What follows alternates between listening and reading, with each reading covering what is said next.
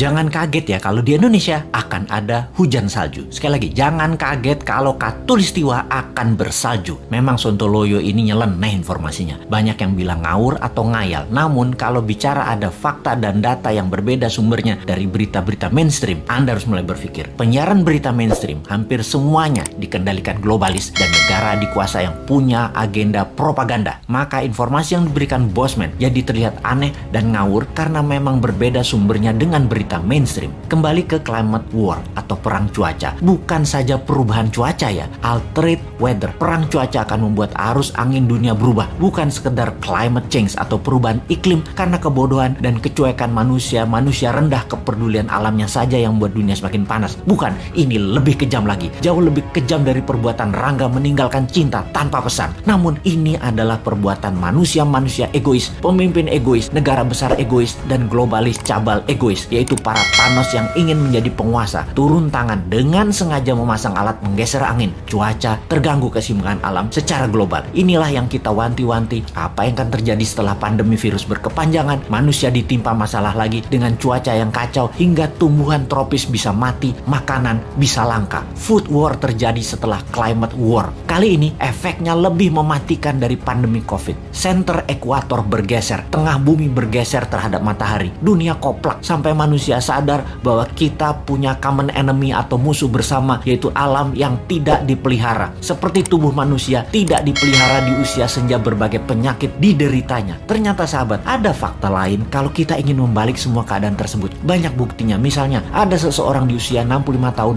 baru mulai hidup sehat. Di usia 80 tahun usia biologisnya, tetapi body age-nya seperti orang berumur 30 tahunan karena dirawat dengan baik walaupun mulainya dari umur 65. Dia makan sehat, olahraga, dan lain sejenisnya. Sekali, padahal selama 65 tahun hidupnya berantakan, namun ketika diputuskan berubah 180 derajat, balik arah, semua bisa jadi muda lagi, sehat lagi. Dunia pun sama. Selama ini dunia tidak dirawat oleh manusia, maka penyakit bumi itu banyak. Hal inilah yang membuat bumi menua dengan cepat dan menjadi renta. Tapi bukan tidak bisa disembuhkan. Bisa, selama kita semua sepakat berjuang memperbaiki. Indonesia di tahun 2045 adalah pemimpin yang akan memimpin perbaikan alam dunia ini semua. Untuk itu, New Mind selama 24 tahun ke depan hingga tahun 2045 akan pegang kendali utuh, menyelesaikan masalah dalam negeri dan luar negeri, menyetop kegilaan Amerika dan Tiongkok, serta menyetop globalis cabal. Ini bukan impian kosong. Ini mungkin impian segelintir orang awalnya. Namun, ketika 1 juta orang percaya, akan jadi collective